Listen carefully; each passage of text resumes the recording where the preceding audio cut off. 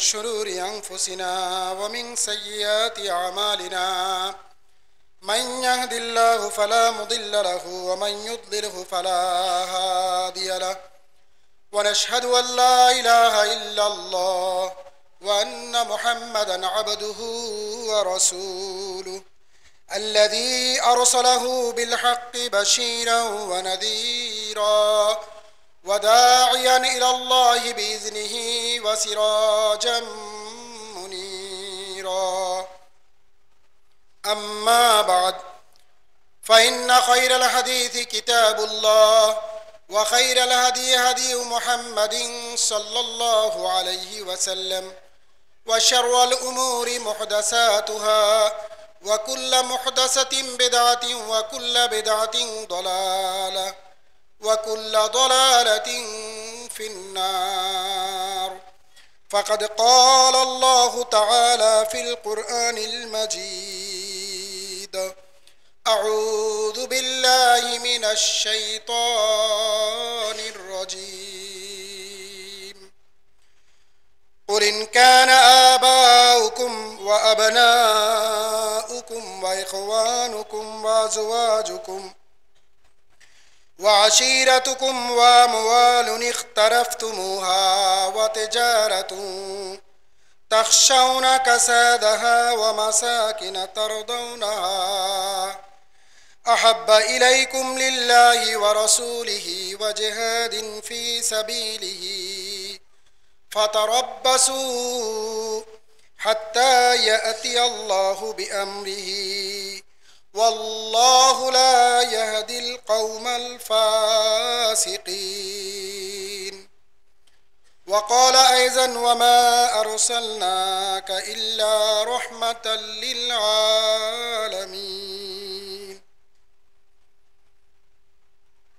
চাঁদপুর শহরে অবস্থিত চাঁদপুর মুসাইব বিন উমাইর রাদিয়াল্লাহু তাআলা আনহু মসজিদে আগত সম্মানিত মুসল্লিয়ানে কেরাম, আত্মসমর্পণকারী ভাই এবং বোনেরা, মহান আল্লাহ রাব্বুল আলামিনের দরবারে শুকরিয়া আদায় করছি যে আল্লাহ রাব্বুল আলামিন আমাদেরকে সুস্থতার সাথে সালাতুল জুমা আদায়ের উদ্দেশ্যে মসজিদে আউয়ালে ওয়াক্তে এসে খুতবা শোনার তৌফিক দান করেছেন। এই জন্য আমরা সবাই পড়ি আলহামদুলিল্লাহ। যে আল্লাহ রাব্বুল আলামিন আমাদেরকে সহি দিন বুঝার জন্যে, কোরআন এবং বিশুদ্ধ হাদিস অনুযায়ী আমল করার নিমিত্তে এই সমস্ত বেদাতবিহীন শিরিক মুক্ত প্রতিষ্ঠানগুলোর সাথে সম্পৃক্ত থাকার তৌফিক এনায়েত করেছেন। এজন্য আমাদের সকলেরই বেশি বেশি শুকরিয়া আদায় করা দরকার। আমরা সবাই আবারও পড়ি আলহামদুলিল্লাহ। রাসূল আকরাম সাল্লাল্লাহু আলাইহি ওয়াসাল্লামের প্রতি দুরুদ এবং সালাম, যে রাসূল আকরাম সাল্লাল্লাহু আলাইহি ওয়াসাল্লামকে আল্লাহ রাব্বুল আলামিন নবুয়ত এবং রিসালাতের মহান দায়িত্ব দিয়ে এই পৃথিবীতে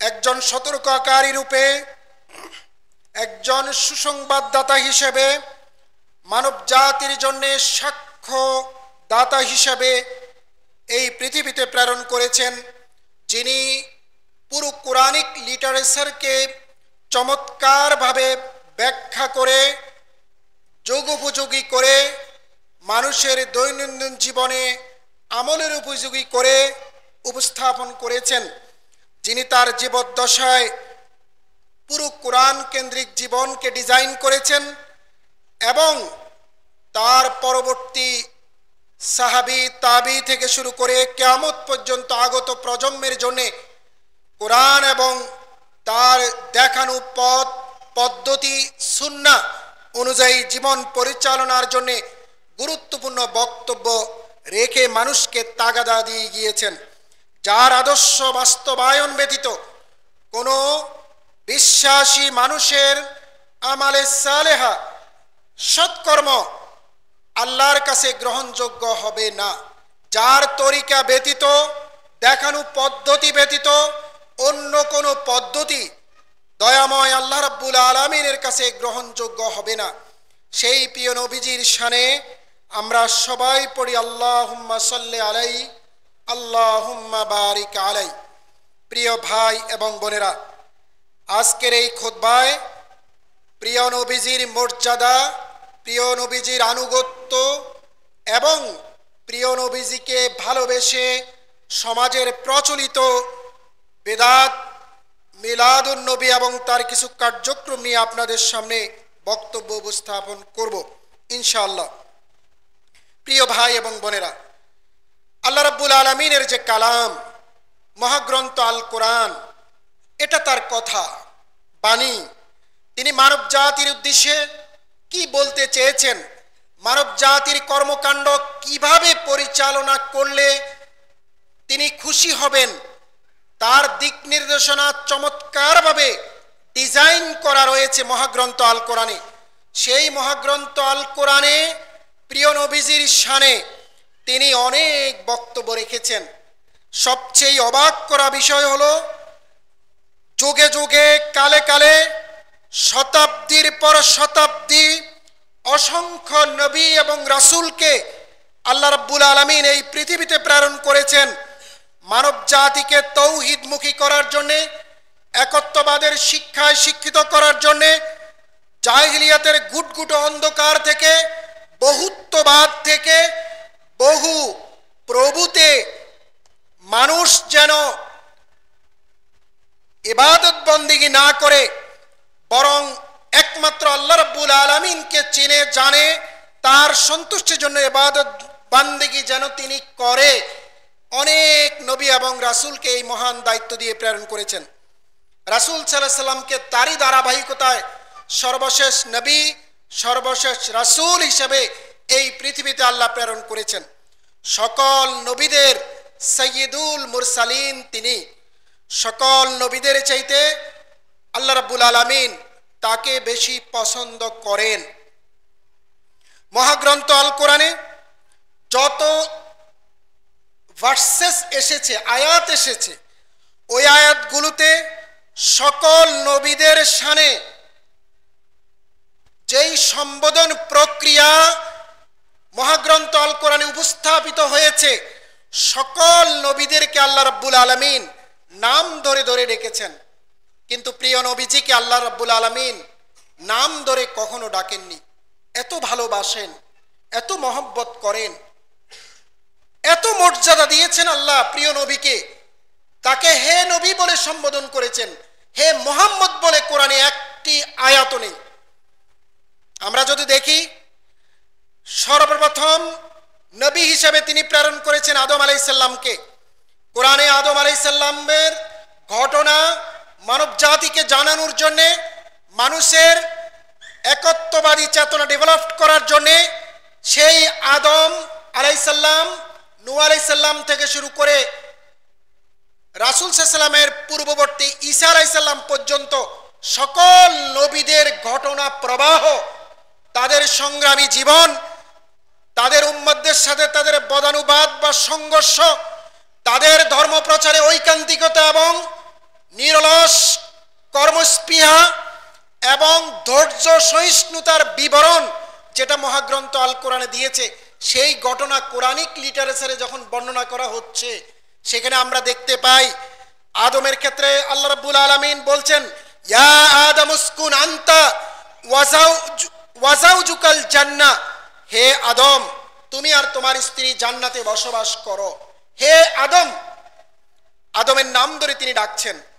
নূহের ক্ষেত্রে বলছেন, ইয়া নূহ ইহবিতু বিসালামিন মিন্না ওয়া বারাকাত, নূহকে তিনি নাম ধরে ডাকছেন, সম্বোধন করছেন। ইব্রাহিম ও খলিলুল্লাহ, ইব্রাহিম রাদিয়াল্লাহু আলাইহিস সালাম আল্লাহর বন্ধু, সবচেয়ে বেশি পরীক্ষার সম্মুখীন হয়েছেন জীবনে, 12 বার তিনি পরীক্ষার, বড় ধরনের পরীক্ষার সম্মুখীন হয়েছেন ইব্রাহিম আলাইহিস সালাম। তাকে আল্লাহ নাম ধরে ডাকছেন, ইয়া ইব্রাহিম কাদ সাদ্দাকতার রুইয়া। ঠিক মুসা আলাইহিস সালাম এক জালিম শাসক ফিরআউনের বিরুদ্ধে তার সংগ্রামী জীবনের কোরআনের যে চিত্রায়ন, বর্ণনা শৈলী, বর্ণনা ধারা, সেখানে অনেক ঘটনা প্রবাহ উল্লেখ থাকলেও মুসা আলাইহিস সালামকে আল্লাহ নাম ধরে ডাকছেন, ইয়া মুসা লা তাখাফ, ইয়া ইয়াহইয়া খুযিল কিতাবা বিকুওয়া, ইয়া জাকারিয়া ইন্না নুবাশশিরুকা বিগুলাম ইসমুহু ইয়াহইয়া। এইভাবে ইন্নাল্লাহ সুবহানাহু ওয়া তাআলা লাম ইউনাদি বিসমিহি মুহাম্মদ, ওয়াল্লাহি আল্লাহ মুহাম্মদ সাল্লাল্লাহু আলাইহি সাল্লামকে মুহাম্মদ শব্দ বলে কোরআনে একবারও ডাকার প্রমাণ নেই। মুহাম্মদ সাল্লাল্লাহু আলাইহি সাল্লাম কত উঁচু স্তরে, উঁচু মাকানে, মর্যাদায়, শ্রেষ্ঠত্বে, আভিজাত্যে আল্লাহর পেয়ারা নবী হওয়ার ক্ষেত্রে কি সীমাহীন সুমহান মর্যাদাকে ধারণ করেছেন। এজন্য কুল্লুল কোরআন মিনাল ফাতিহাতি ইলান নাস, সূরা ফাতিহা থেকে নাস পর্যন্ত পুরো কোরআনে মুহাম্মদ সাল্লাল্লাহু আলাইহি সাল্লামকে আল্লাহ সম্বোধন করেছেন কিভাবে? ইয়া আইয়ুহাল মুজাম্মিল, হে চাদর আবৃত ব্যক্তি। ইয়া আইয়ুহাল মুদ্দাসসির,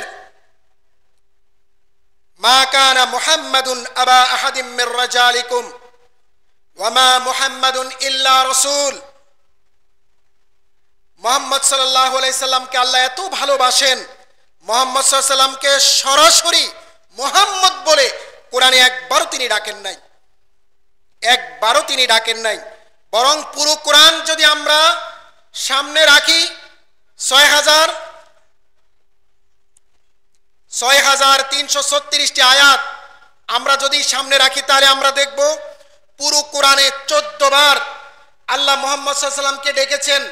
সেই ডাকার কাহিনী কোরআনে বর্ণিত হয়েছে।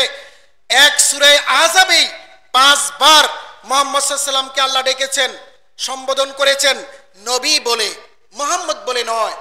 বলা হয়েছে ইয়া আইয়ুহান নবী হাসবুকাল্লাহ, ইয়া আইয়ুহান নবী হাররিদিল মুমিনিনা আলাল কিতাল, ইয়া আইয়ুহান নবী কুল লিমান ফি আইদিকুমুল কিতাল, ইয়া আইয়ুহান নবী ইত্তাকিল্লাহ, ইয়া আইয়ুহান নবী কুল লিআজওয়াজিকা, ইয়া আইয়ুহান নবী ইন্না আহলালনা লাকা। এইভাবে মহানবীকে ইয়া আইয়ুহান নবী, ইয়া আইয়ুহান নবী বলে আল্লাহ রাব্বুল আলামিন 14 বার, সূরা আনফালে 3 বার, সূরা তাওবায় 1 বার, সূরা হুজরাতে 2 বার, সূরা মুমতাহিনা 1 বার, তলাকে 1 বার, তাহরিমি 1 বার, বিভিন্ন সূরায় মহানবী সাল্লাল্লাহু আলাইহি সাল্লামকে আল্লাহ সম্বোধন করেছেন হে নবী বলে, মুহাম্মদ বলে নয়। এতটা ভালোবাসেন, মর্যাদা এতটা উপরে মহানবীর। এজন্যই আল্লাহ রাব্বুল আলামিন বলেছেন ইন্নাকা লাআলা খুলুকিন আযীম, উত্তম আদর্শ দিয়ে আপনাকে আমি প্রেরণ করেছি। উত্তম আদর্শ আপনি ধারণ করেন। এই উত্তম আদর্শ তার কথায়, আচরণে, তার জীবন ব্যবস্থাপনায়, তার লাইফস্টাইলে, তার সংসার পরিচালনা, তার সমাজ ব্যবস্থাপনা, তার বিভিন্ন কার্যক্রমে সেটা চমৎকার আদর্শ হিসেবে প্রতিফলন ঘটবে যদি মহানবীর পদাঙ্ককে অনুসরণ করে। এজন্যই আমরা জানি মহাগ্রহ আল্লাহ রাব্বুল আলামিন জগৎসমূহের প্রতিপালক, যেটা সূরা ফাতিহার প্রথম লাইনে আমরা সব সময় 5 ওয়াক্ত সালাতে উচ্চারণ করে থাকি, আলহামদুলিল্লাহি রাব্বিল আলামিন। সমস্ত প্রশংসা বিশ্ব ব্রাহ্মণ্ডের প্রতিপালকের জন্য, আল্লাহ বিশ্ব ব্রাহ্মণ্ডের জন্য। ঠিক কোরআন হুদাল লিন্নাস, শাহরু রমাদান আল্লাযী উনজিলা ফিল কোরআন হুদাল লিন্নাস, মানব জাতির জন্য হেদায়েত। Not only for Muslim community, শুধু মুসলিমদের জন্য নয়, মুসলিম, হিন্দু, বৌদ্ধ, খ্রিস্টান, আল বাহাই, আল বাবি, জৈন, শিখ, পৃথিবীতে যত ধর্ম এবং ধর্মাবলম্বী মানুষ রয়েছে সবার জন্য কোরআন গাইডলাইন দিবে। অধিকতর গাইড পাবে যারা আল্লাহ ভীরু, পরহেজগার, যারা মুত্তাকি, হুদাল্লিল মুত্তাকিন। কিন্তু কোরআনিক কোনো বিধান, কোরআনিক কোনো নির্দেশনা মানুষ যদি যাপিত জীবনে পরিচালনা করে, তাহলে সে এটার সুখ ভোগ করবে, এটার তৃপ্তিতে সে অবগাহন করবে, এটার পজিটিভ ইম্প্যাক্ট তার এভরিডে লাইফে পড়বে। এজন্য আমরা দেখি আল্লাহ বিশ্ব ব্রাহ্মণ্ডের জন্য, কোরআন বিশ্ব মানবতার জন্য, আর আল্লাহর সবচেয়ে প্রিয় নবী তিনি জগৎ সমূহের জন্য রহমত হিসেবে তাকে প্রেরণ করা হয়েছে। আল্লাহ বলেছেন সূরা আম্বিয়ার 107 নম্বর আয়াতে, ওয়ামা আরসালনাকা ইল্লা রাহমাতাল লিল আলামিন, এই বিশ্ব ব্রাহ্মণ্ডের জন্য আমি আপনাকে কেবল রহমত স্বরূপ প্রেরণ করেছি। বিশ্ব ব্রাহ্মণ্ডের জন্য তিনি রহমত হিসেবে প্রেরিত হয়েছেন। এজন্যই তার আদর্শকে উসওয়ায়ে হাসানা বলা হয়েছে। এবং যারা পরকালকে বিশ্বাস করবে, আল্লাহকে বিশ্বাস করবে এবং বেশি বেশি আল্লাহকে স্মরণে রাখবে, শয়নে স্বপনে জাগরণে, তাদের জন্য সর্বোত্তম আদর্শ রাসূলের জীবনে রয়েছে মর্মে সূরা আহজাবের 33 নম্বর আয়াতে ঘোষিত হয়েছে। সেখানে বলা হয়েছে, লাকাদ কানা লাকুম ফি রাসূলিল্লাহি উসওয়াতুন হাসানাহ লিমান কানা ইয়ারজুল্লাহ ওয়াল ইয়াউমাল আখির ওয়া যাকারাল্লাহা কাসীরা। প্রিয় ভাইরা আমার, এজন্যই আল্লাহ রাব্বুল আলামিন কোরআনে বলেছেন, মা আতাকুমুর রাসূল ফাখুযুহু, রাসূল তোমাদের জন্য যা নিয়ে এসেছে তা তোমরা পাকড়াও করো। ওয়া মা নাহাকুম আনহু ফান্তাহু, রাসূল যেটা নিষেধ করেছেন সেটা তোমরা পরিহার করো, বর্জন করো। এরপরে আল্লাহ বলছেন, ইন্নাল্লাহা শাদীদুল ইকাব, যারা এই নির্দেশনা মানবে না তাদেরকে জানিয়ে দেওয়া হোক, জানিয়ে দাও আল্লাহর শাস্তি অনেক কঠোর ভয়াবহ। এই রাসূলকে আল্লাহ রাব্বুল আলামিন কোরআনের যে তার চিত্রায়ন, কোরআনেতে তার যে ডিজাইনিং এবং দৃশ্যায়ন, সেটা আরো সুস্পষ্টভাবে ফুটে উঠেছে সূরা ফাতির 8 নম্বর আয়াতে। সেখানে বলা হয়েছে, ইন্না আরসালনাকা, হে রাসূল আপনাকে আমি প্রেরণ করেছি, নিশ্চয়ই আপনাকে আমি প্রেরণ করেছি শাহিদান, সাক্ষ্য হিসেবে, ওয়া মুবাশশিরান, সুসংবাদদাতা হিসেবে, ওয়া নাযীরান, সতর্ককারী হিসেবে। সুতরাং রাসূলের আদর্শ একমাত্র আদর্শ, রাসূল যা বলেছেন তাই অনুসরণীয়, অনুকরণীয়। রাসূল যা নিষেধ করেছেন তাই অবশ্যই বর্জনীয়, পরিত্যাজ্য, পরিহারযোগ্য। এবং আল্লাহ রাব্বুল আলামিন এই আয়াতটাকে আরো এক্সপ্লেইন করেছেন সূরা সাবার 28 নম্বর আয়াতে। আরো এক ধাপ এগিয়ে বলা হয়েছে, ওয়ামা আরসালনাকা ইল্লা কাফাতাল লিন্নাস, পুরো মানব জাতির জন্য আমি আপনাকে প্রেরণ করেছি বাশীরান ওয়া নাযীরা, সুসংবাদদাতা আর সতর্ককারী রূপে। পুরো মানব জাতিকে আল্লাহ সম্বোধন করে বলেছেন, কিয়ামত পর্যন্ত যত মানুষ এই পৃথিবীতে আগমন করবে সবার জন্য রাসূলের আদর্শ মানা, রাসূলের কথা শোনা, রাসূলের সুন্নাহকে ধারণ করা, রাসূল যা বলেছেন তা নিয়ে সন্তুষ্ট থাকাকে আবশ্যক ঘোষণা করা হয়েছে। 1400 বছর অতিক্রম হয়েছে সময়ের এই যাত্রা পথে। রাসূলের ইন্তেকালের 1450-57 বছর পরে এসে কেউ যদি রাসূলকে ভালোবাসার কথা বলে এমন কিছু করেন যেটা কোরআনিক লিটারেচারে নাই, যেটা রাসূল সাল্লাল্লাহু আলাইহি ওয়াসাল্লামের হাদিসে নাই, যেটা সাহাবীদের জীবনযাপনে নাই, যেটা তাবিঈদের জীবনযাপনে নেই, ইসলামের ইতিহাসের যে সোনালী যুগ ছিল সেই সোনালী যুগে যার অবস্থান নাই, সেটা যখনই কোনো মানুষ সওয়াবের আশায় ইবাদত মনে করে করতে যাবে, দেখতে যত সুন্দর হোক, যত হৃদয়গ্রাহী আর মনোমুগ্ধকর হোক, যত ঝাঁঝালো চিত্তাকর্ষক হোক, সেটা কখনো ইবাদত হিসেবে গ্রহণ করা হবে না, বরং সেটা বেদাত, সেটা পরিত্যাজ্য। প্রিয় ভাইসব, রাসূল সাল্লাল্লাহু আলাইহি ওয়াসাল্লাম, কোরআনে যদি রাসূল সাল্লাল্লাহু আলাইহি ওয়াসাল্লামের আয়াতগুলো আমরা একসাথ করে আমরা শত শত আয়াত পাবো। রাসূলের মর্যাদা, রাসূলের আনুগত্যের গুরুত্ব, রাসূলের জীবন যাপন প্রক্রিয়া থেকে শুরু করে তার একটা মানুষের জীবন পরিচালনায় যত দিক এবং বিভাগ রয়েছে, পারিবারিক জীবন, সামাজিক জীবন, রাষ্ট্রীয় জীবন, তার প্রফেশনাল লাইফ, কর্মজীবন, প্রত্যেকটা জীবনে কিভাবে সুষ্ঠু, সুন্দর, কার্যকর, টেকসই কর্ম সম্পাদনের জন্য রাসূল যে নির্দেশনা দিয়েছেন সেটাকে কোরআনে আবশ্যক করা হয়েছে। কিন্তু দুর্ভাগ্য আমাদের, আমরা এই কোরআন অর্থসহ তাফসীর সহ আমরা পড়ি না। আমাদের খুব কম লোকে রয়েছেন যারা কোরআন অর্থসহ নিয়মিত পড়েন। কম বাসা বাড়িয়ে আছে যেখানে কোরআনের চর্চা হয়, তাফসীরের চর্চা হয়, হাদিসের চর্চা হয়। প্রতিনিয়ত সপ্তাহে, 15 দিনে, মাসে নিজের ছেলে মেয়ে বাল বাচ্চা নিয়ে কোরআনের আয়াতের ব্যাখ্যা করা হয়, হাদিসের ব্যাখ্যা করা হয়, হাদিসের মুখস্থ করা হয় বাচ্চাদেরকে, এরকম খুব কম লোকেই, কম পরিবারেই আমাদের রয়েছে।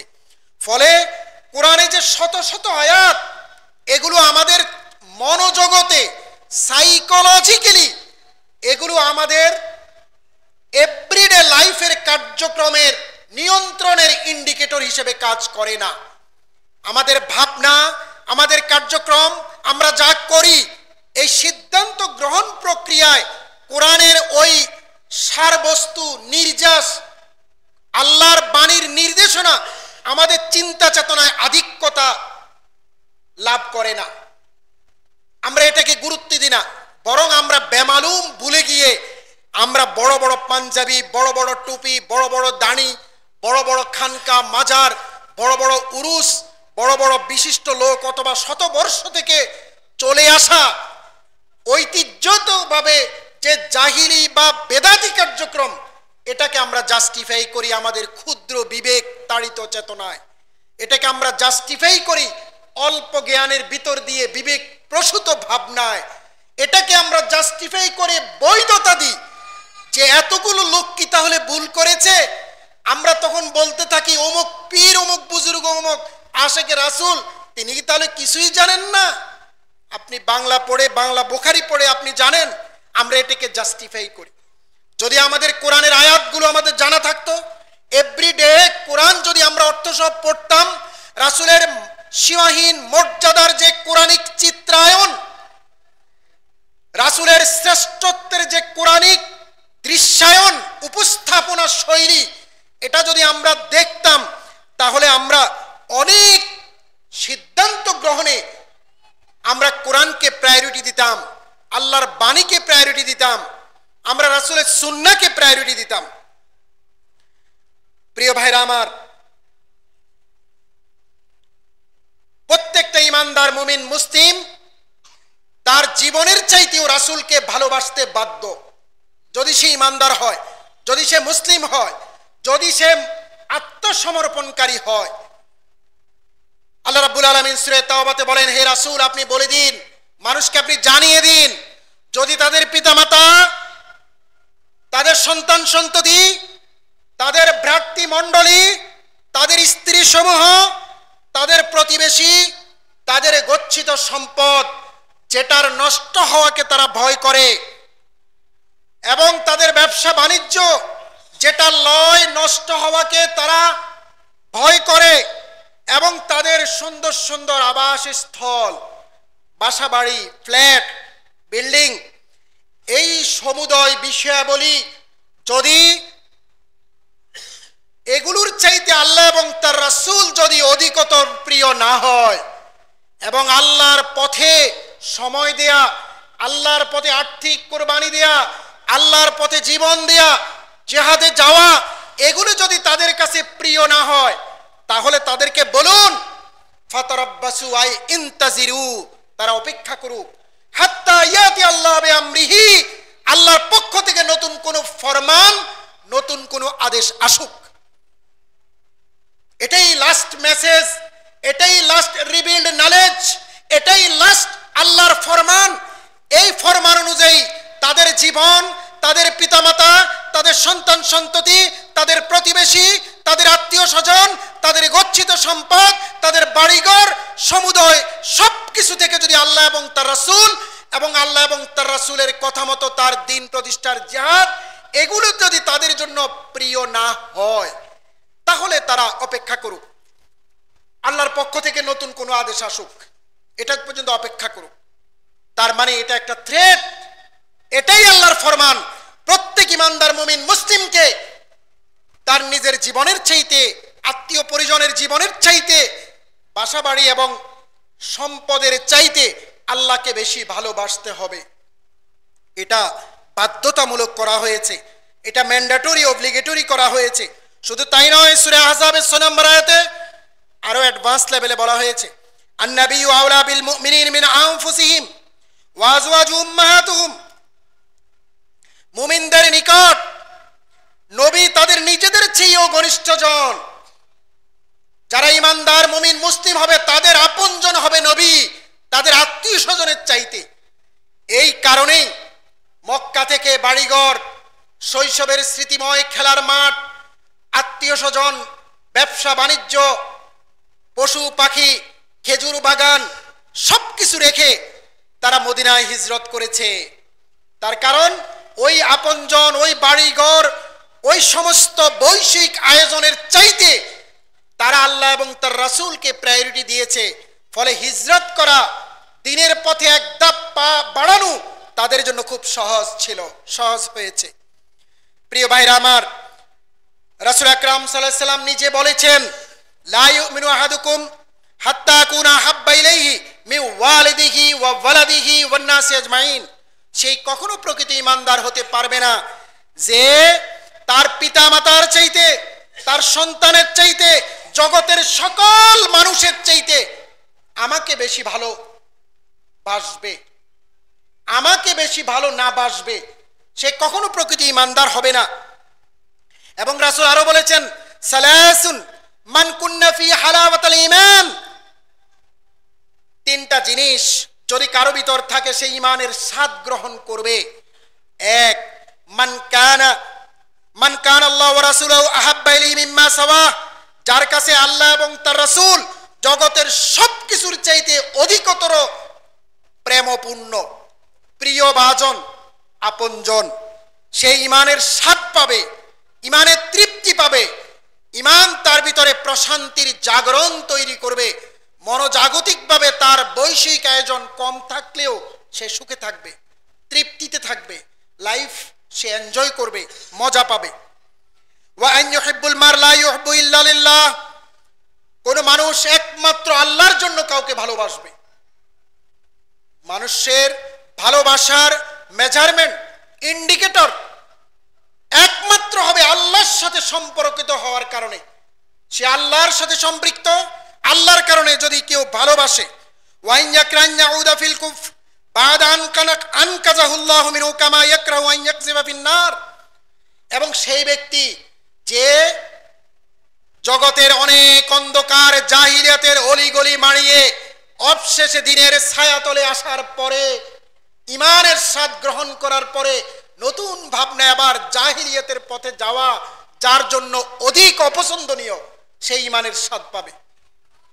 জগতে অনেক সময় যৌবনকালে অনেক কিছু করেছে, একটা সময় তার সম্মতি ফিরে এসেছে, একটা সময় তার ভাবনায় ডুব দেওয়ার পর আত্মসমালোচনা করে নিজেকে চিনতে পেরেছে, আত্মবিশ্লেষণ করে যে আমি কোন পথে আছি, সে আবার সিদ্ধান্ত নিয়ে ইসলামের পথে এসেছে।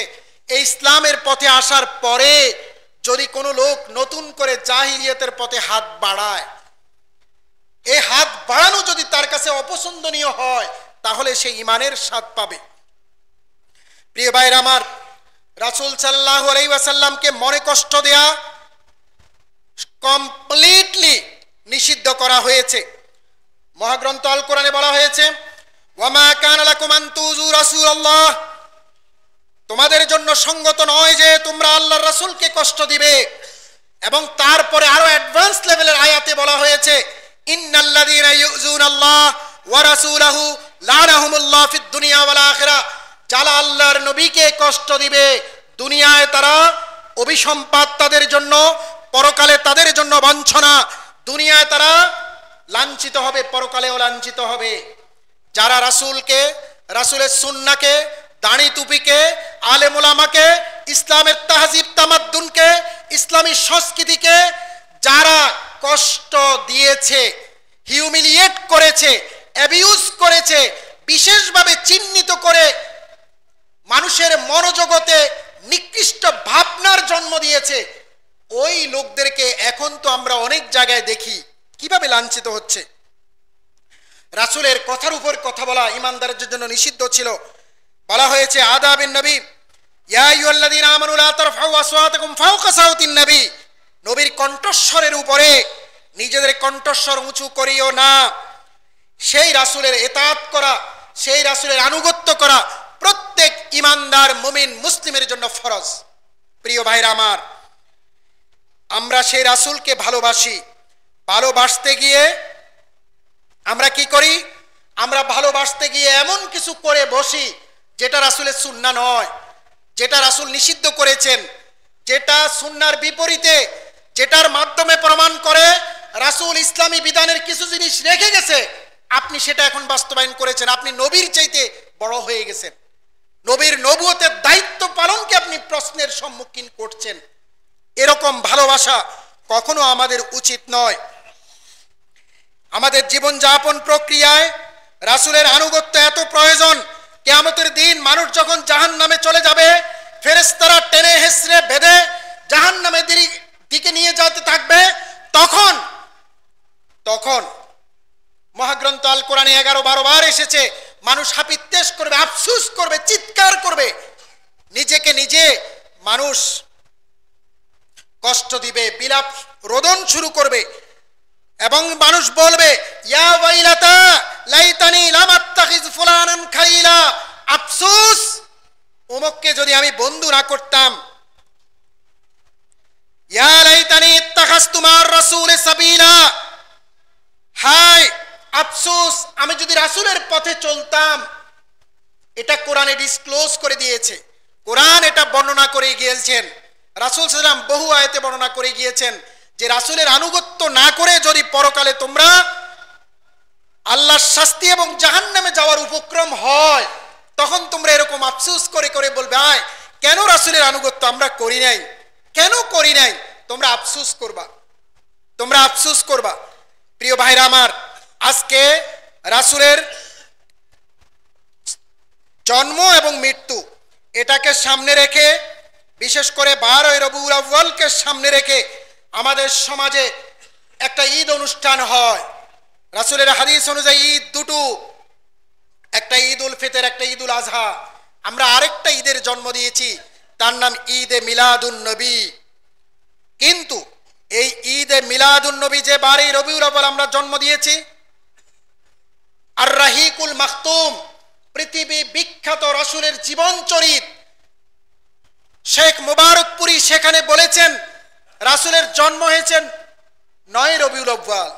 সেই বিখ্যাত বই, হাজার শত বইয়ের উপরে যে বইয়ের স্থান রাসূলের জীবনী নিয়ে এত তথ্যভিত্তিক বই সারা পৃথিবীতে নাই, যেটা সিরাত কোষের প্রতিযোগিতায় শ্রেষ্ঠত্ব অর্জন করেছে। সেখানে আছে 9 তারিখ, 12 তারিখ রাসূল ইন্তেকাল করেছেন। প্রথমত যেই দিন রাসূল ইন্তেকাল করেছেন সেদিন আমরা ঈদ পালন করছি, এই আনন্দ কি আমাদের জন্য আনন্দ হয়? দ্বিতীয়ত সাহাবীরা করেছেন, তাবিরা করেছেন, তাবে তাবিরা করেছেন, সালাফরা করেছেন, কেউই করেননি। ইসলামের ইতিহাসে আপনারা জানেন আব্বাসীয়রা ক্ষমতায় ছিল 1250 খ্রিস্টাব্দ থেকে 1358 খ্রিস্টাব্দ পর্যন্ত। খলিফা মনসুর, আব্বাসীয় বংশের খলিফা মনসুরের পুত্র আবু তামিম আল মুইজ, তিনি সর্বপ্রথম যখন 974 খ্রিস্টাব্দে সিংহাসনে বসেন, তখন তিনি এই ঈদে মিলাদুন নবী উদযাপন করেন। 1171 খ্রিস্টাব্দে মিশরে ফাতিমিরা শাসন শুরু করেন, তখন 7টি মিলাদের আয়োজন তারা করেন। মিলাদে নবী, মিলাদে আলী, মিলাদে ফাতেমা, মিলাদে হাসান, মিলাদে হোসাইন, মিলাদে খলিফা, মিলাদে ঈসা। বিদায়া নেহায়ায় এটা উল্লেখ আছে। সবিল আশিলি আল্লামা কায়সিন্দি তার তথ্য মতো সেদিন 300 পিতলের খানসামা মিষ্টান্ন বিতরণ করা হয়। আসরের পর মানুষ কোরআন খতম করে এবং কিছু মানুষ শিয়াদের নিয়ন্ত্রণে এসে এই সমস্ত উদযাপন করে। তখন সুন্নিদের অবস্থা খুব খারাপ ছিল, কারণ ইতিমধ্যে বাগদাদ আক্রমণ হয়েছে চেঙ্গিস খার বাই হালাকু খার সময়ে। 1252 খ্রিস্টাব্দে মুজাফফর বিন আবু সাঈদ আল খুশবুরি, তিনি ইরাকের ইবলিস শহরে শাসক ছিলেন। তিনি সুলতান আইয়ুবীর শাসন ব্যবস্থাকালে তিনি তার বোনের জামাই ছিলেন এবং তিনি এটির প্রচলন করেন। রাষ্ট্রীয়ভাবে এটির প্রচলন শুরু হয় 700 হিজরির পরে। তার মানে রাসূল মক্কা থেকে মদিনায় হিজরি সনের 700 বছর পরে এই ঈদে মিলাদুন নবী হয়। দুরূদ পাঠ করা আর ঈদে মিলাদুন নবী উদযাপন করা এক জিনিস নয়। দুরূদ পাঠ করা, জশ্নে জুলুস করা এক জিনিস নয়। দুরূদ পাঠ করা আর মাজারে উরুসের আয়োজন করে গঞ্জিকা সেবন সহ শুরু করে গান বাজনা ডোল পড়া এক জিনিস নয়। আমাদের সমাজে অনেক আছেন যারা বলেন যে দুরূদ পড়া তো রাসূল বলেছে, কোরআনে এসছে, ইন্নাল্লাহা ওয়া মালাইকাতাহু ইউসাল্লুনা আলান নবী। সুতরাং দুরূদ আর মিলাদুন নবী, রাসূলের জন্মদিন নিয়ে বিশেষ অনুষ্ঠান, মিষ্টান্নের আয়োজন, সওয়াব মনে করা, টাকা প্রদান করা এবং এটাকে আলিশান মহরত অনুষ্ঠানের ভিতর দিয়ে আঞ্জাম করা, এগুলো কোনো কিছুই ইসলামী সংস্কৃতি নয়, ইসলামের মৌলিক শিক্ষা নয়। কোরআন এবং হাদিসের তার কোনো দিক নির্দেশনা নেই। আমরা শুধু একটা কথা বলতে চাই, সেটা হলো রাসূল সাল্লাল্লাহু আলাইহি ওয়াসাল্লামের সাহাবীরা, তাবিরা, তারা রাসূল সাল্লাল্লাহু আলাইহি ওয়াসাল্লামকে বেশি ভালোবাসতেন না আমরা 1400 বছর পরে এসে আমরা রাসূলকে বেশি ভালোবাসি? রাসূলের ইন্তিকালের পরের বছর আবু বকর, তারপরে উমর, তারপরে আলী, তারপরে ওসমান শুরু করে খেলাফতে 30 বছর যারা শাসন করেছে তাদের সময় এই সংস্কৃতি ছিল না। সুতরাং এটা বেদাত, এটা থেকে আমরা দূরে থাকব। আল্লাহ রাব্বুল আলামিন আমাদেরকে কোরআন পড়ে, হাদিস পড়ে, রাসূলের আনুগত্যের প্রেরণায় নিজেদের জীবনের আমলগুলোকে রেকটিফাই করার তৌফিক দান করুক, বলেন আমিন। যাবতীয় বেদাত থেকে আমাদেরকে মুক্ত থাকার তৌফিক দান করুক, বলেন আমিন।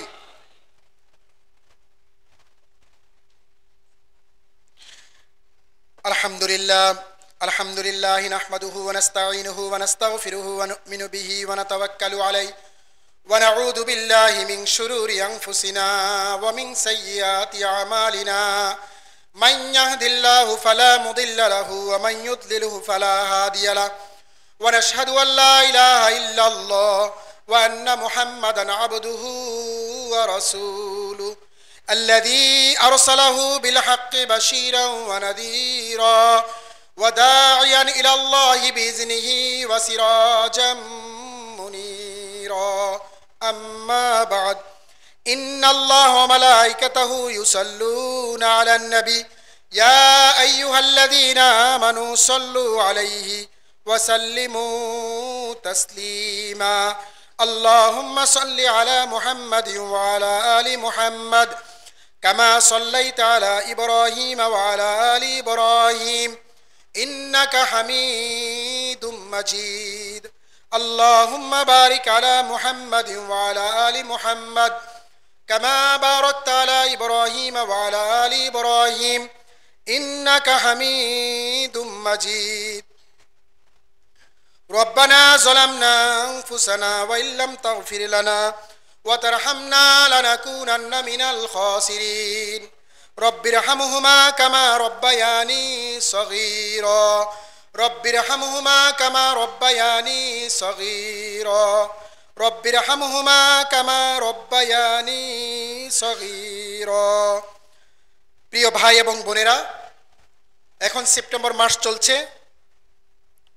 নভেম্বর ডিসেম্বরের দিকে বিভিন্ন প্রতিষ্ঠানে নতুন করে বার্ষিক পরীক্ষার পরেই আপনারা আপনাদের সন্তানদেরকে শিক্ষা প্রতিষ্ঠানে ভর্তির বিষয়ে চিন্তাভাবনা করবেন এবং যারা সচেতন অভিভাবক তারা ইতিমধ্যেই সন্তান বড় হওয়ার সাথে সাথেই আপনার প্ল্যান, সন্তান নিয়ে, সন্তানের ফিউচার কেরিয়ার নিয়ে আপনার একটা পরিকল্পনা কিন্তু চলছে এবং এই পরিকল্পনা আগে থেকে থাকাটাই উচিত এবং যথোপযুক্ত।